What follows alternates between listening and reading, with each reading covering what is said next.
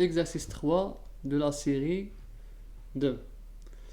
Dans cet exercice, on nous demande de déterminer tous les pharmacophores possibles, ainsi que le type de liaison que chaque pharmacophore peut former avec sa cible biologique.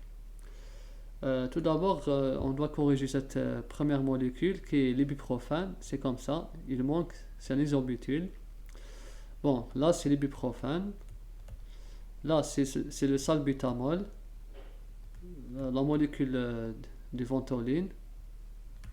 Et là c'est la caféine.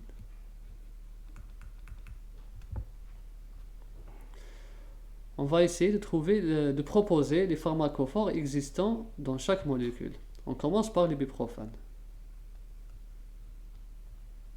Je vais la redessiner.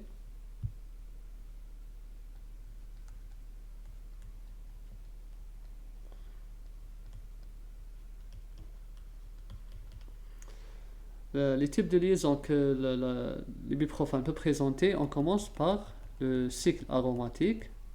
Ce cycle, il peut interagir avec une cible par des liaisons comme on avait avec le benzène hydrophobe, des liaisons hydrophobes. Hydrophobe ou bien qu'on a appelé Van der Waals. Là aussi,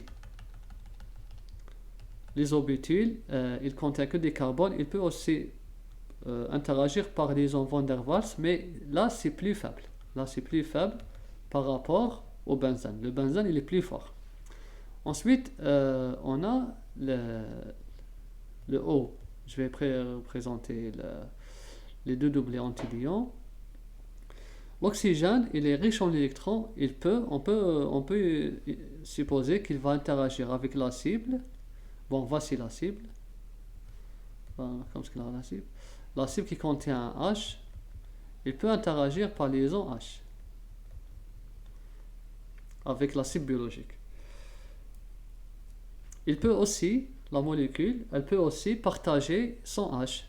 On va imaginer que sur la cible, il y a une fonction cétone. Donc on peut imaginer qu'il y aura formation de liaison hydrogène entre l'H de l'acide et l'oxygène de l'acide biologique.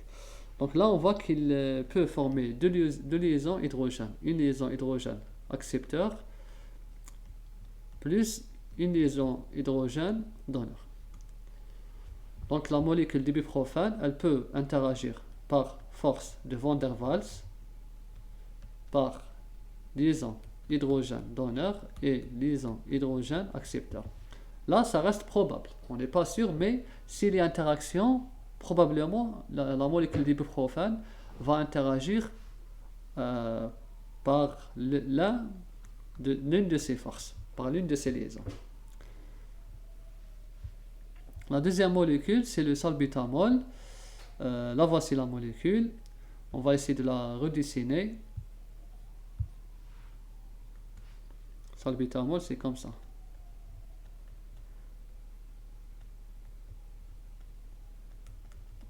H, ensuite c'est comme... voilà, ici c'est phénol.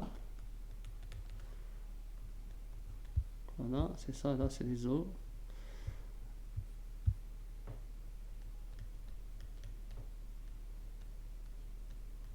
C'est ça en principe. Oui, c'est ça. Un H, ensuite là, c'est comme ça. C'est ça. Là, on commence par les liaisons les plus faibles, Van der Waals.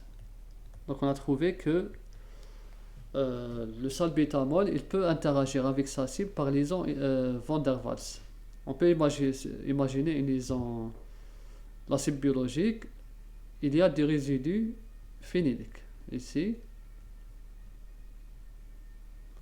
Donc la molécule, elle peut interagir par sa partie hydrophobe. Maintenant, on va s'intéresser aux doublés non liants. Là, on a plein de doublés non liants.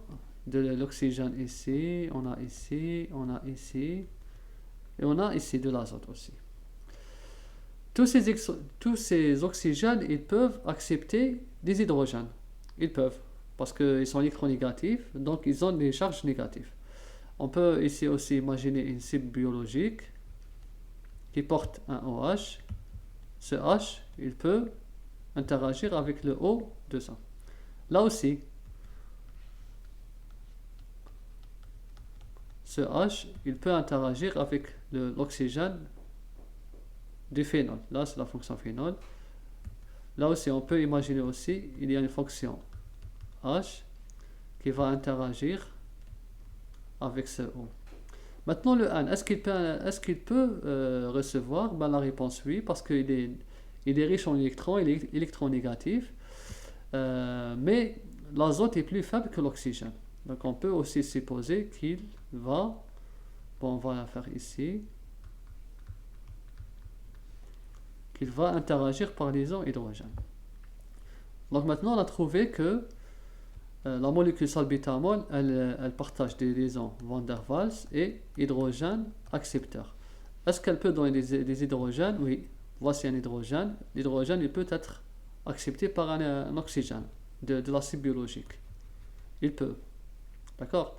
Là aussi, on peut supposer que, là, une fonction carbonyle, on peut supposer que cet hydrogène de l'azote va être capté va interagir avec l'acide par liaison hydrogène.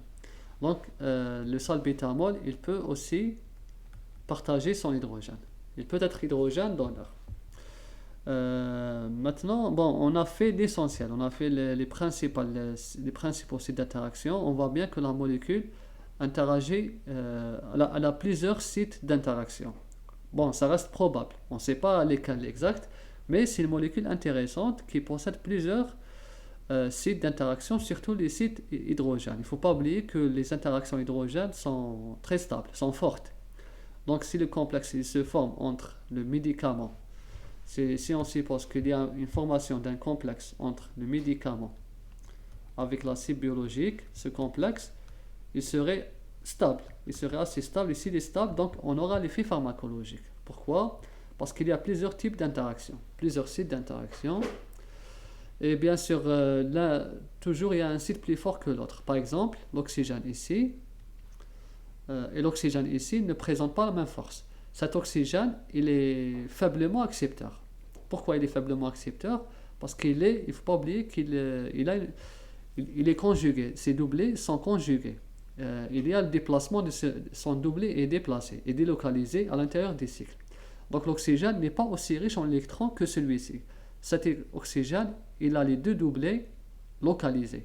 Ces deux doublés sont localisés. Ils sont localisés, pourquoi? Parce qu'il y a une liaison simple et une liaison simple. Il ne peut pas participer à la conjugaison. Par contre, là, il peut. Donc, cet oxygène, il est faiblement accepteur d'hydrogène. Là, par contre, cet OH, il est fort. L'azote, il est moins fort. Et on a oublié aussi l'isobutyle. L'isobutyle ici, il peut interagir par liaison van der Waals. On a oublié. Donc on a deux van der Waals. On a deux. L'isohydrogène, liaison accepteur et donneur, on a un tas. Bon, on peut les calculer, on peut les compter comme on peut laisser comme ça.